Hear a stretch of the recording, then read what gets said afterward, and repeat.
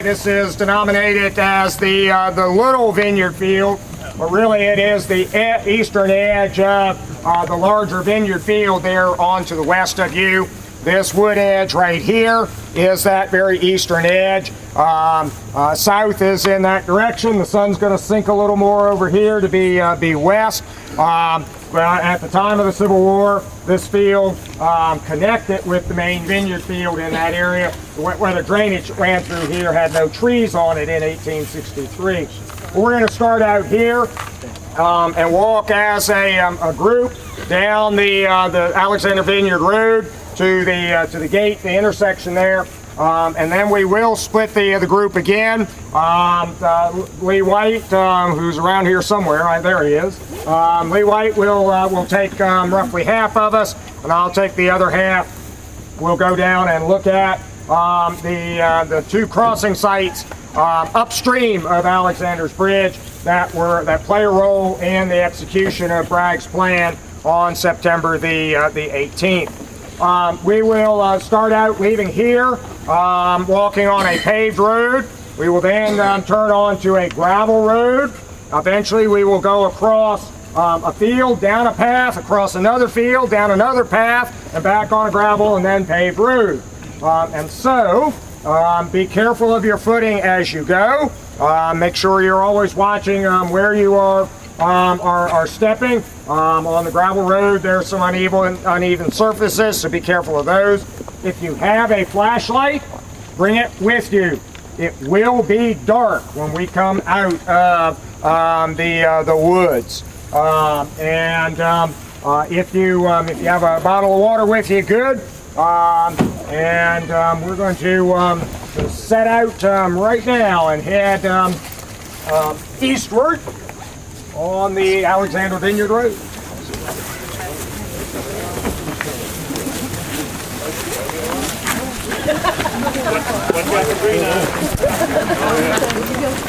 Vineyard Road and the road that leads down to Dalton and Thedford's Ford. At the time of the Civil War, this was a more complex intersection than it is today. Actually more like a cross with some connectors between those arms of the cross.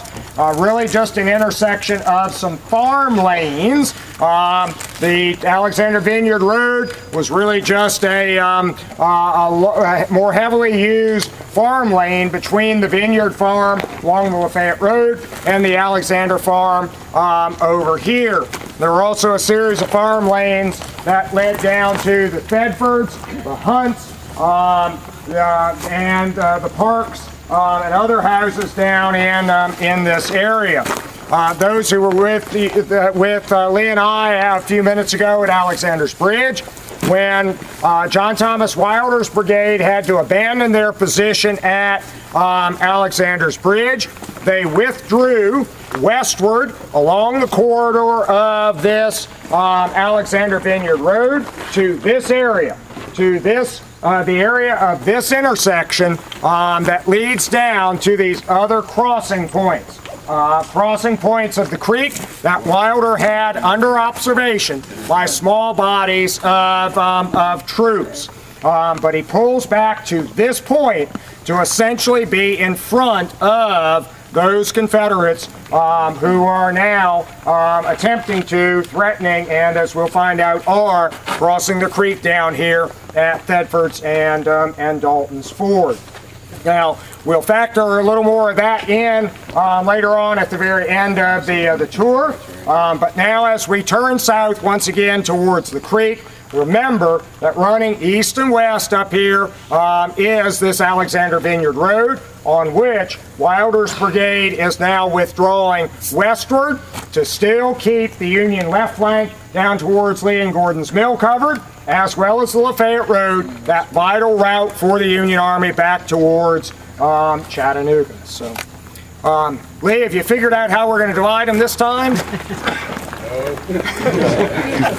Well, why don't you just walk through what looks like roughly half of the group, and I figure we can maybe just make a split this time. If you take this half, right, then I'll take the other. And I'll just take the lead roughly half, and we'll head down this way. The side of the sheet of paper with both a map of the Chickamauga battlefield and a map of the Lookout Mountain battlefield. We want to look at the Chickamauga battlefield map in the brochure. Everybody find that page? All right. If you want to orient the map with the ground, we are now down here near the southern end of the Chickamauga battlefield. We're going down into that big bow of the creek there. We left Alexander, here's a couple more copies. We left Alexander Vineyard Road, and we have come down a straight stretch, and we are now at this bend or fork in the road. If you want to really orient it with the ground, that straight fork that runs, or straight arm that runs almost north and south, that is this road right here. So we are right at that intersection right now there at the tip of my finger. This road right down here leads down to Hunt's or Dalton's Ford. And on the map, you can see Dalton Ford down by the creek. Everybody see the word Dalton Ford down by the creek? It is down that road right there. Is that the straight one on the map? It's that straight road right there on the map. We are going to walk down the other dashed heavy line road towards Thedford's Ford, down this road right here. Now, why I spend a moment explaining this intersection is that the Alexander Vineyard Road is up there to the north of us now. If we were to go back to that and go east in about 1 mile, or a little more than a mile, we would come to the Alexander Farmstead, where Wilder is delaying the Confederate effort to cross the creek at Alexander's Bridge. Now, some of Wilder's men are guarding these, or observing these two crossings of Thedford's Ford and Dalton's Ford. So on the 17th, kind of put yourself in the shoes or saddles of those men of Wilder's brigade who are assigned to this duty. They rode down to this point, and some of them are going to go down this way to observe Dalton or Hunt's Ford. Some of them are going to go down this way to observe Thedford's Ford. And what we're going to do is now go down and talk about the Confederate crossing effort first at Thedford's Ford. Then we're going to follow a path in between these two arms and go and look at Dalton's Ford. So everybody kind of have a general sense of what we're doing relative to the map. And one of the other critical things is, notice how the creek bends or snakes its way across the floor of this valley. It is not a very straight creek. It is always bending, twisting, folding back on itself, which makes it sometimes very difficult to understand relative to the creek which way is north, south, east, or west, because of the way that it is bending back and forth. You know, just on this map, which way does the creek not run?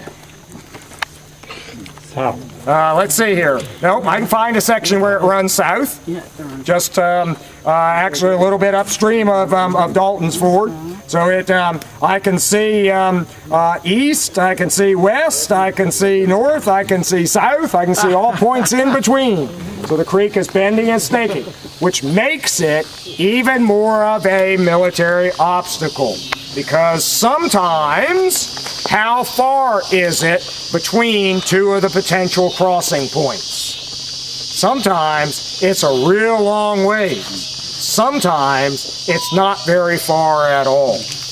This creek is a potentially difficult feature to use as a barrier obstacle between two military forces. And this all factors in some into this story of September the 18th and the continuation into the 19th. So, We are going down into the area of several large farmsteads. The two hunt farms are just down here. We pass by the area of the Thedford farm. The parks are over here. And then there are other farms on down in this direction as well. But most of the farmland, again, is right down on the bank of the creek. So, okay, you men from Wilder's Brigade, let's go take up position to guard Tedford's ford. So most of this area is cleared. Well, right here, this is wooded. Ahead of us, as we get closer to the creek, is where the clearing really begins. And that's what's taken the time to consolidate. You say Lookout Mountain, it's full of ridge. That's correct. Not just what we think of as That's right. Lookout Mountain is 86 miles long, beginning right there southwest of Chattanooga, and then stretching south-southwestward out of Tennessee, across northwest Georgia, and into northeast Alabama, and ending down at Gadsden, Alabama. Yeah. Yeah, and he's climbing over the mountain down off of the bottom of the map here, and coming up out of the Macklemore's Cove, coming up on the west side of the creek. He's using the creek as a barrier or obstacle between himself and the enemy. And now Bragg is trying to get in between the main body of the Union Army and Chattanooga. Yeah.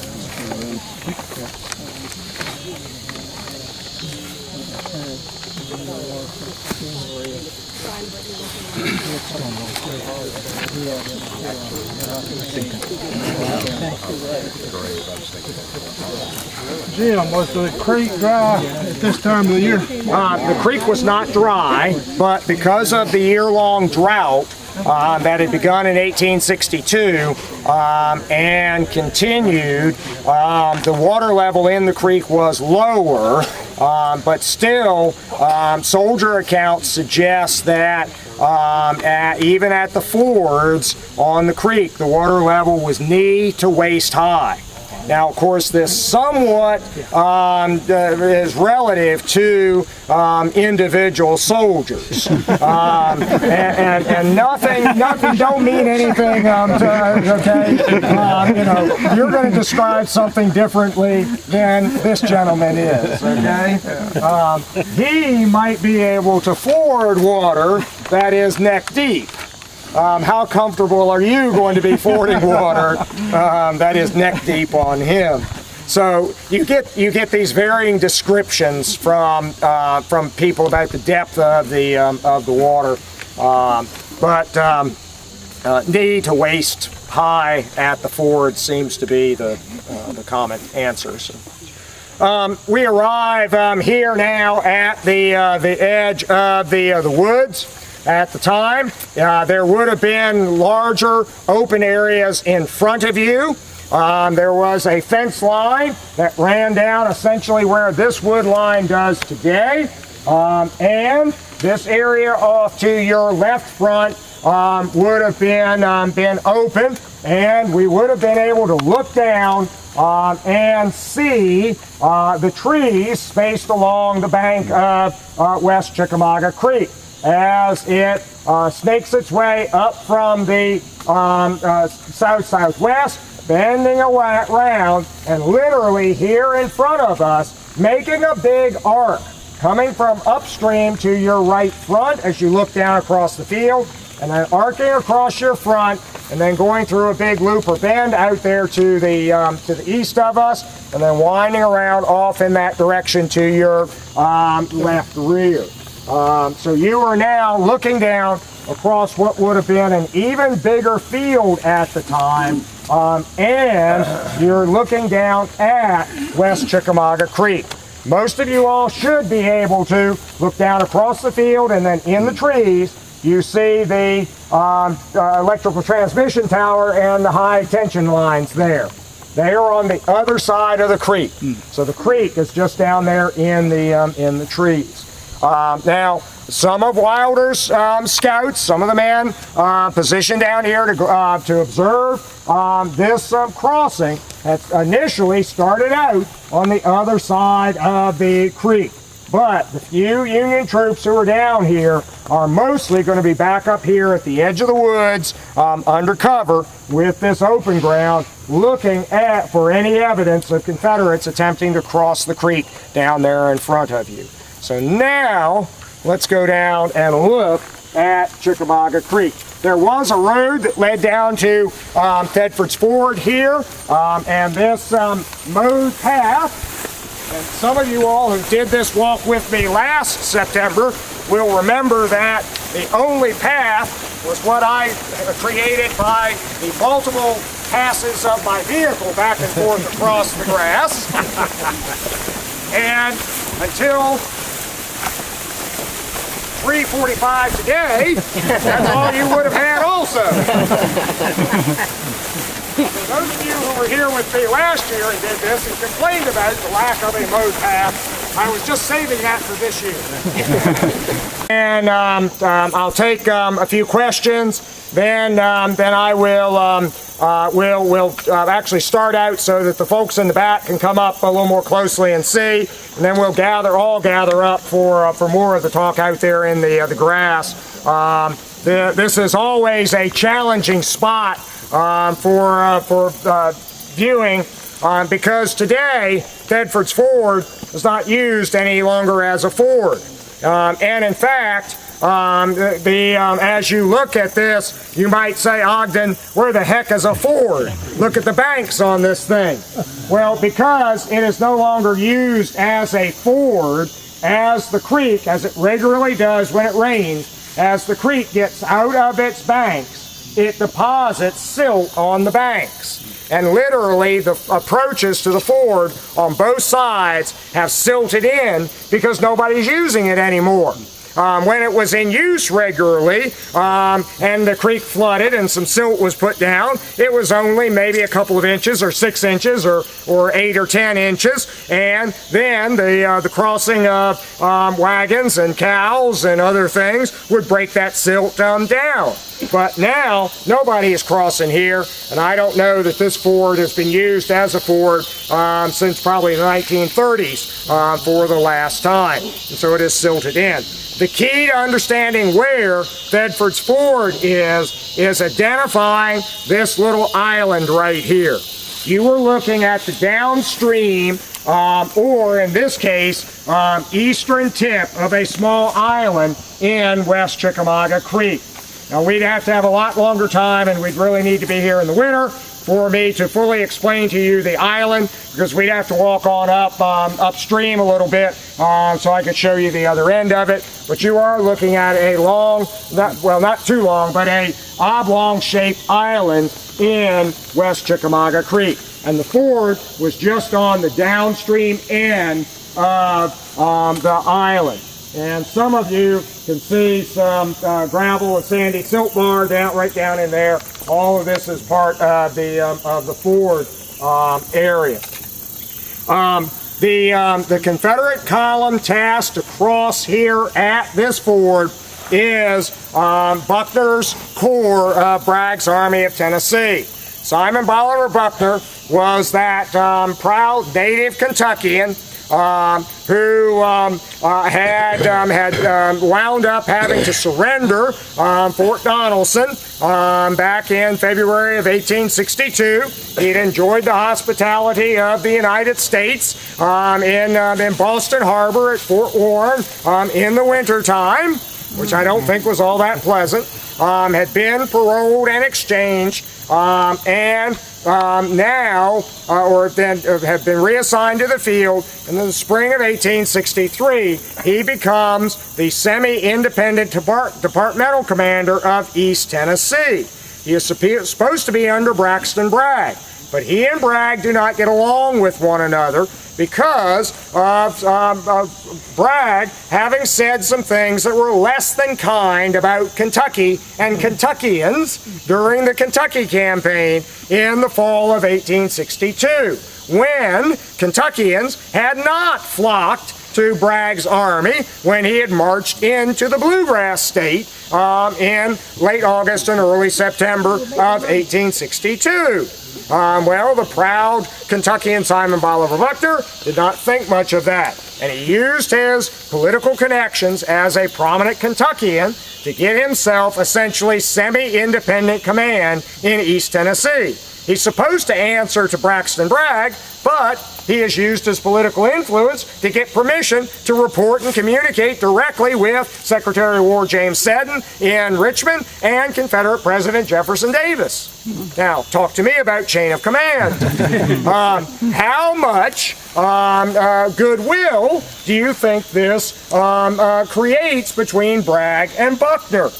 Well, now, as this threat to Chattanooga is unfolding, and at the same time, the usually forgotten and overlooked, but yet important campaign of Ambrose Burnside with a small Union army coming out of central Kentucky operating against Knoxville, as the Burnside-Rosecrans threat develops, Buckner is ordered to now come under Braxton Bragg. And somewhat reluctantly, he will round up a portion of his East Tennessee garrison. It will be put under the command of Brigadier General William Preston, and he will bring it south. And Braxton Bragg will give Buckner another division, Alexander Peter Stewart's relatively new Army of Tennessee division, and Buckner now has a corps for this operation directly around Chattanooga. And as part of Bragg's plan, Buckner's corps marches up on the afternoon of the 17th from Lafayette to just north of Rock Spring Church, where they bivouac for the night. The next morning, they arise to move to approach the creek here in the area of Thedford's Ford and upstream at Dalton or Hunt's Ford.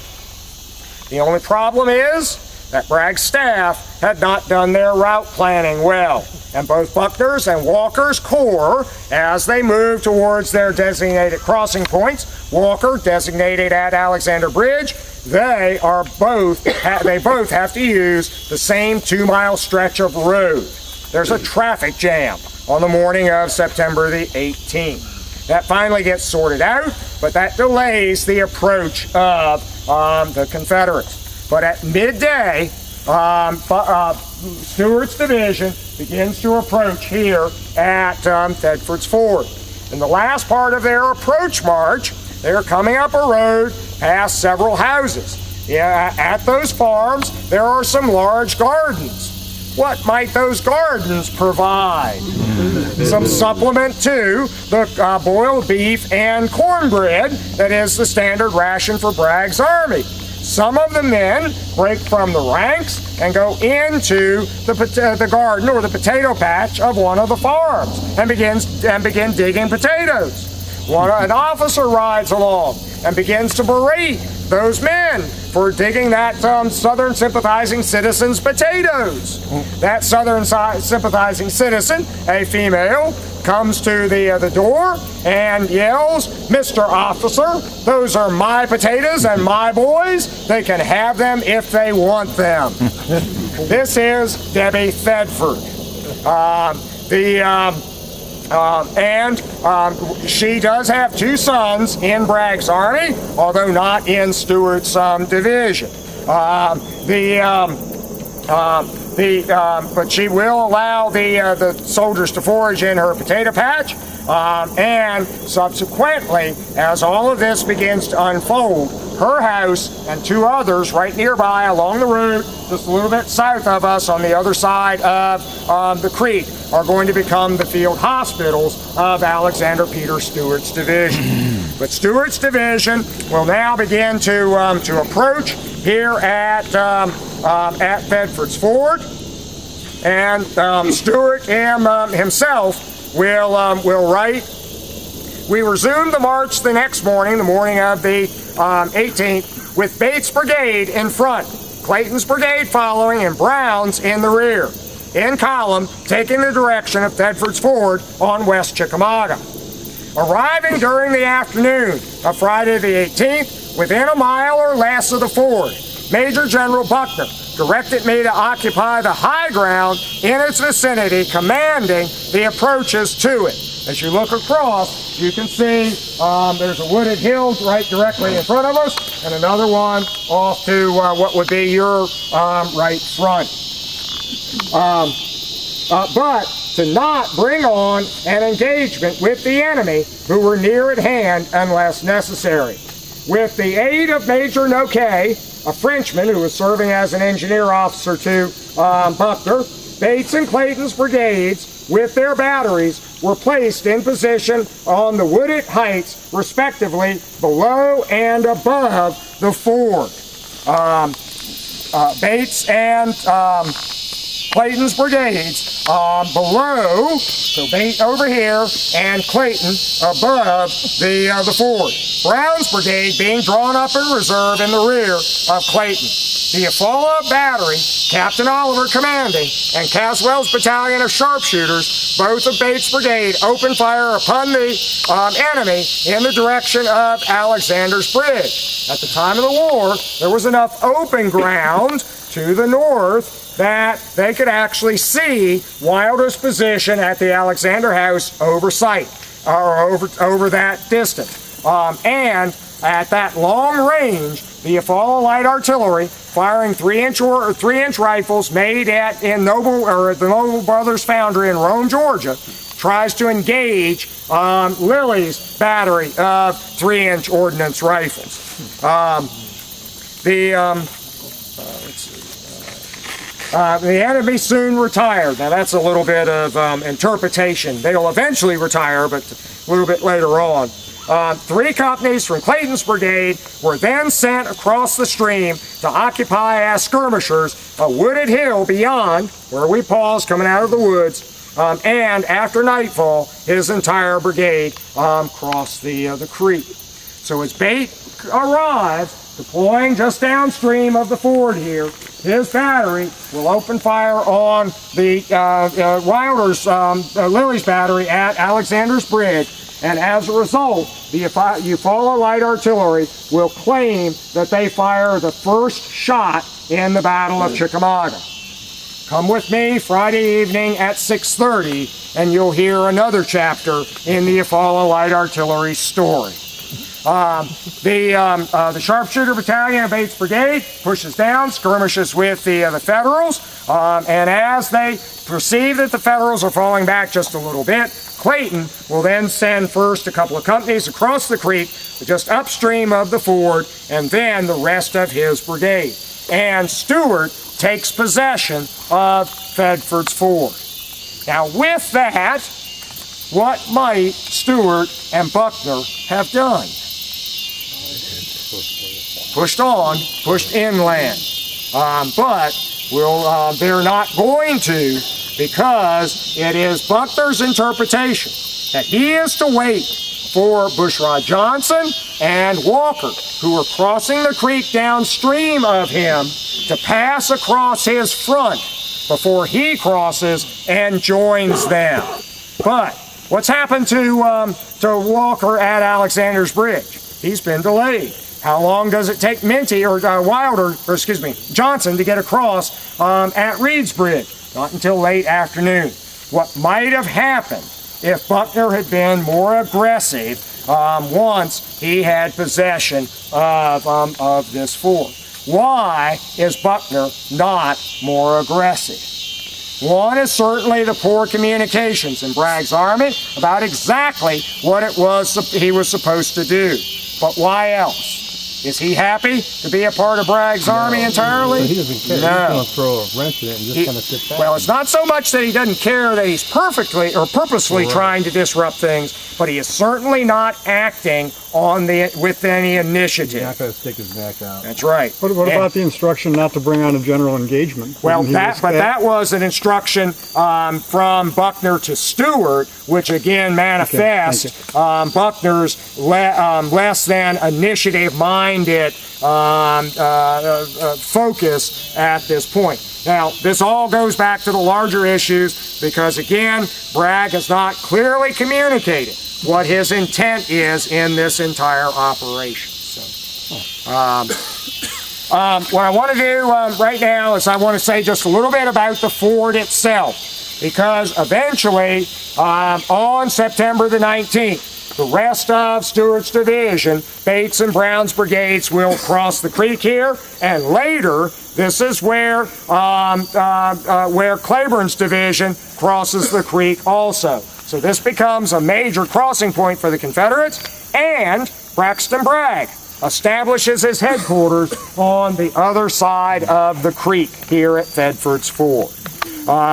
And so it is a major landmark for what's going to become the battle.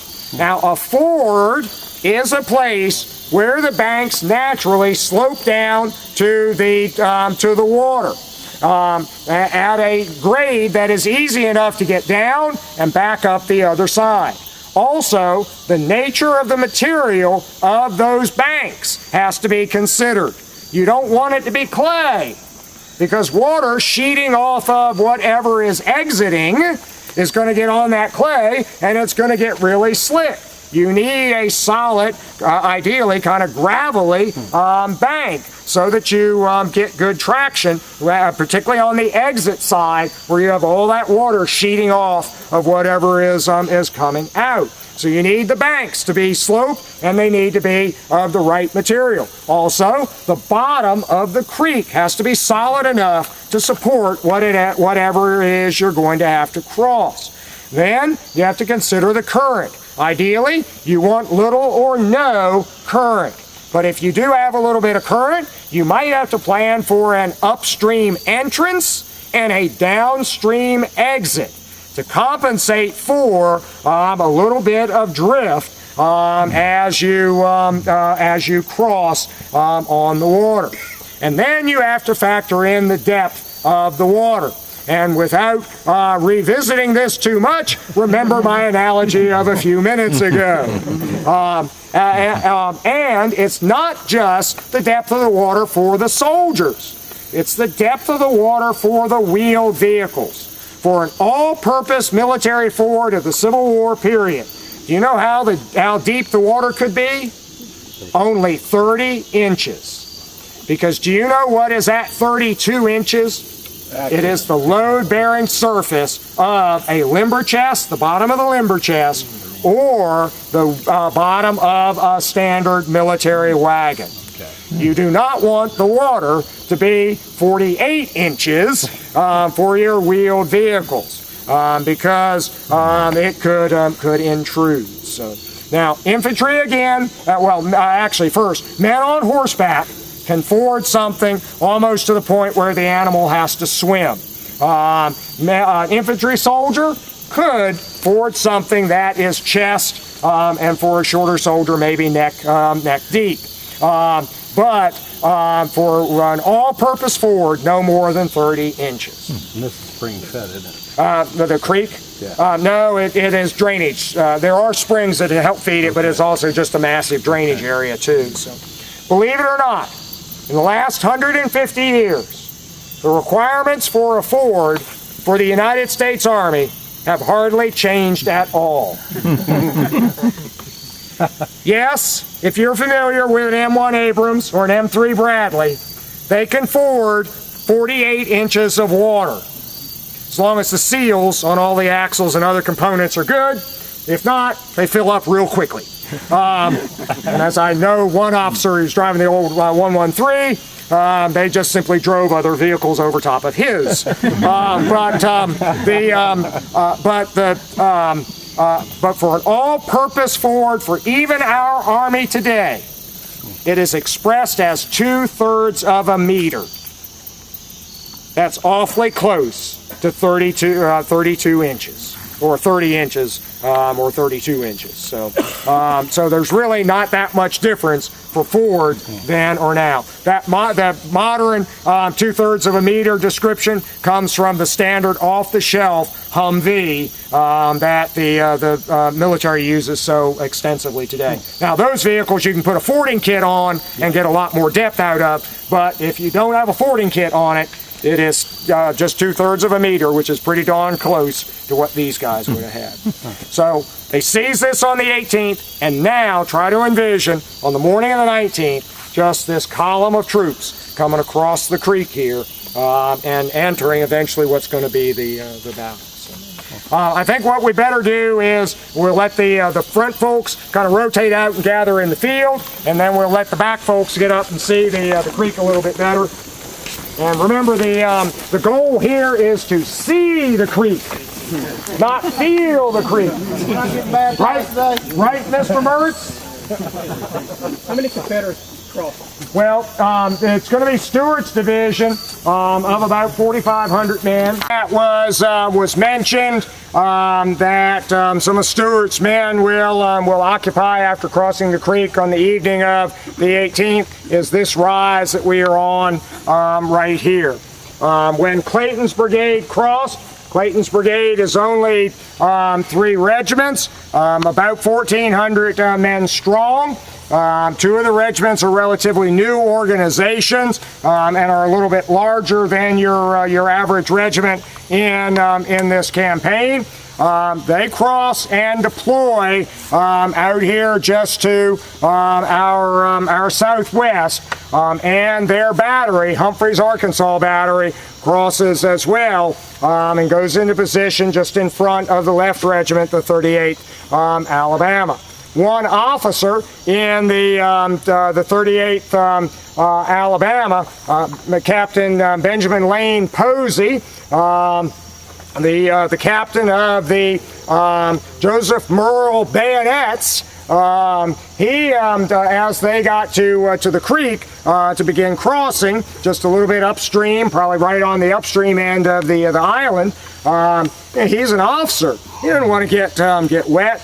Well, there is an African-American body servant along in the column, as he said, Buck Negro, and he gets that fellow to carry him over the creek so he doesn't get his feet wet. So, but they will deploy just out here and then spend the night, of course, not quite certain about what's just in their front. Now, what we're going to do is we're going to kind of leave Alexander Stewart here for a while. We're now going to go over and pick up the story at Dalton's Ford. To do that, we're going to walk just a very short distance further onto the gravel road. We are going to turn left onto a trail. So if I can ask my volunteers with the flashlights and the vest there in the back, if you all will be the very last folks to make sure we don't leave anybody along the trail, because we're going to get kind of strung out on that trail. And we're going to be going into the woods for you to start getting a good nighttime Chickamauga experience. So the earlier warning about watching your footing is going to become even more important. And as it gets a little bit darker, break your flashlights out so you can watch where your footing is. And we'll then gather up at our next stop over here. So, all right? Well, any questions right here? All right, on we go.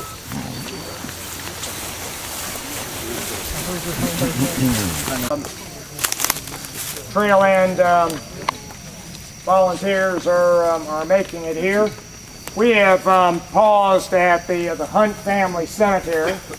The Hunt family, the extended Hunt family, was some of the early settlers into this area after the Cherokee were removed from here 175 years ago this year. This late May, early June of 1863, or excuse me, of 1838. Interestingly, one of the young U.S. Army officers who was here helping to round up the Cherokee for their removal was a young man who just graduated from the United States Military Academy the year before, had been posted to the artillery branch, had already seen a little bit of service in Florida against the Seminole Indians, and now he's sent from Florida, along with his company of regular artillery, given muskets, and sent out to help round up the Cherokee. This was the young Second Lieutenant Braxton Bragg. You might think that Braxton Bragg, operating in this area in 1838, might have learned something about the terrain, the geography, rounding up that population spread over this area, but he seems to be pretty confused by it 25 years later in 1863. But with the removal of the Cherokee in 1838, others began to move into this area, including the Hunts, who were some of the winners of the land when it was lotteried off by the state of Georgia. And several Hunt families will move to this area, and Helm Hunt will settle on property on this side of the creek. His brother James will settle on the south side of the creek. James is dead by the time of the Civil War, but his widow Clarissa still lives in the home, and that Hunt home still stands today. It is the Huntland Farm, just on the east side of US 27, south of the Chickamauga battlefield, right near the intersection of Tom Hunt Road and modern US 27, just south of the Shields Crossroads area. But there, one of Helm's sons, Jephthah, had a home on this side of the creek as well by the time of the Civil War, and they had established this as the family cemetery. It's a little hard to see now in the dark, but that periwinkle, the cemetery plant that is so common across much of the South, delineating family cemeteries, thinly covers the area within the fence, and there's a fair amount of it outside of the cemetery as well, suggesting that there might be additional graves outside of this enclosure. There's still quite a few Hunt descendants in the area who periodically come and visit the cemetery. A little hard to find back here in this corner of the battlefield. But let's go down now and see the ford that is named for this town. The Richmond was basically did not inform Bragg of the detachment of Longstreet's. Is it correct that Hood beat Longstreet? Yep. Hood arrived on the 18th. Although Hood was not even supposed to be here, he was still in Richmond, recuperating from the loss of the injury to his left arm, the loss of the use of his left arm at Gettysburg. Although, if you saw Civil War Times Illustrated, I guess the July issue, one of the new Hood papers that has been discovered, shows that Hood was beginning to regain some use of the left arm by the time he comes down here. Still has his leg, huh? Yeah, until the afternoon of the 20th. So, but Hood arrived on the 18th. Longstreet did not arrive until the afternoon of the 19th. Didn't find Bragg's headquarters until 11 p.m. So.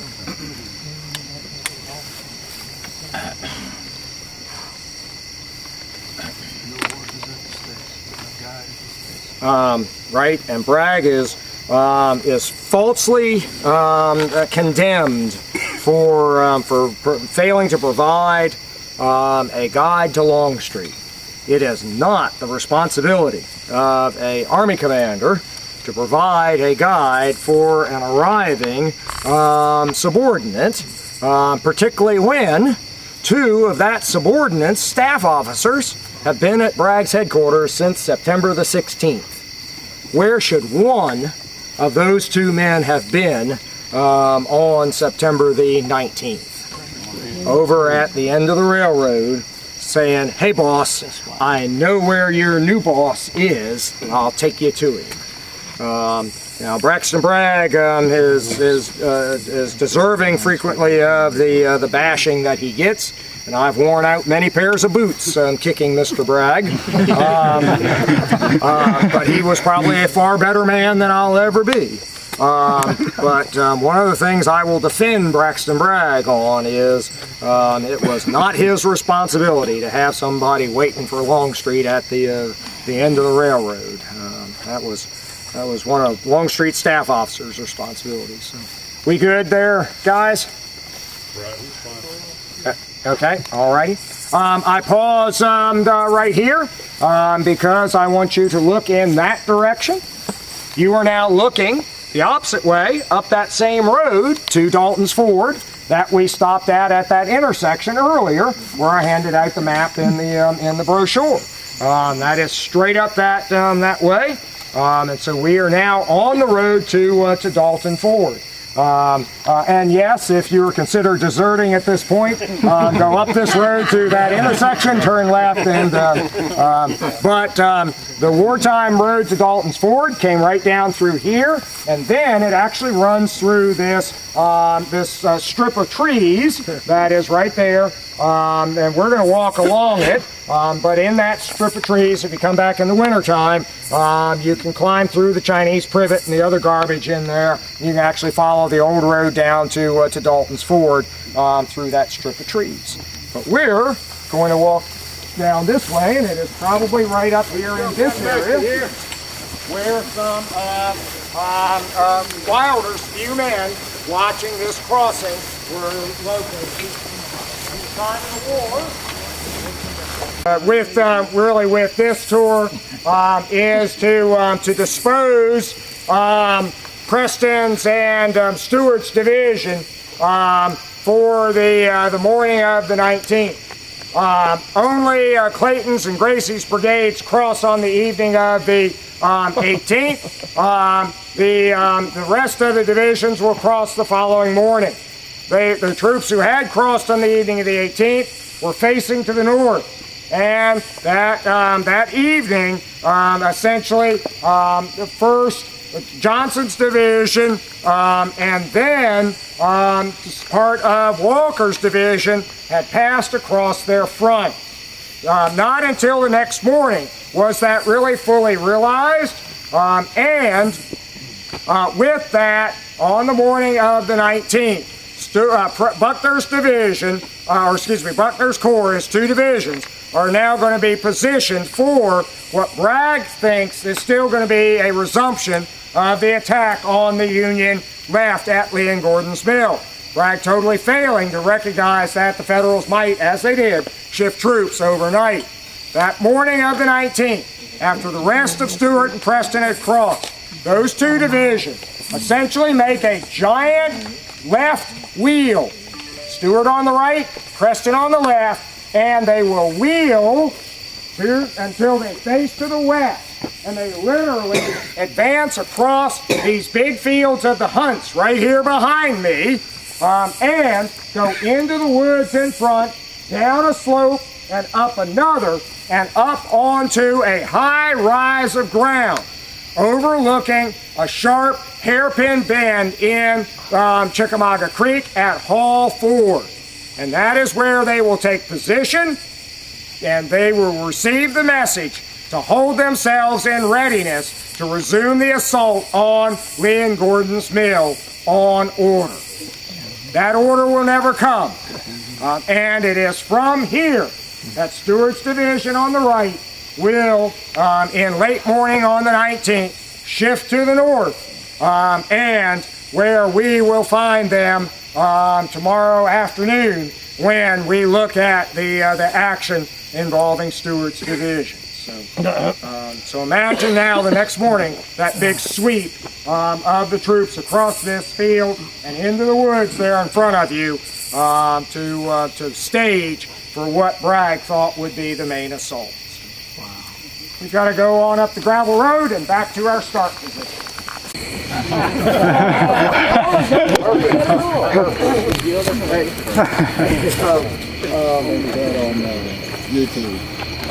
That guy is one of the few people who's ever gotten my bad crack about the University of Idaho, because that's where he's from. So.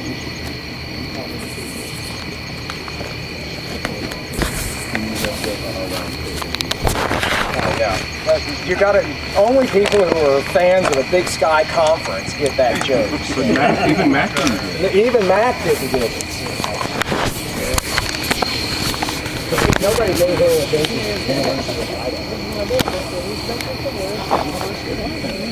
Boise State on its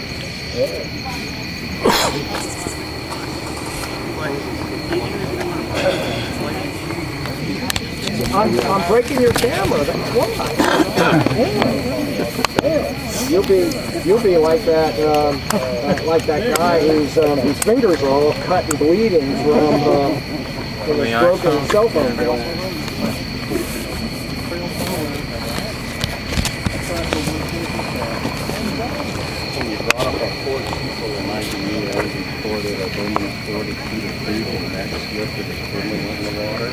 No, I wasn't on that trip.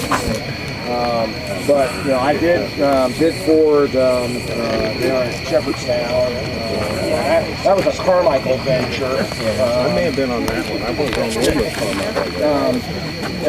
We've been to Antietam during the day, and At the end of the day. yeah, the end of the day, and nobody had left Fredericksburg planning to ford the Potomac River, and so we didn't have any dry clothes or the like, and it turned out cool. I remember freezing to death going back to Fredericksburg, wet from the waist down. So. All right.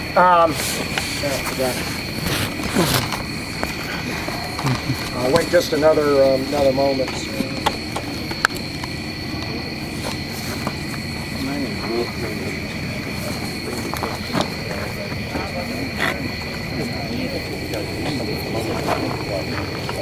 Yeah,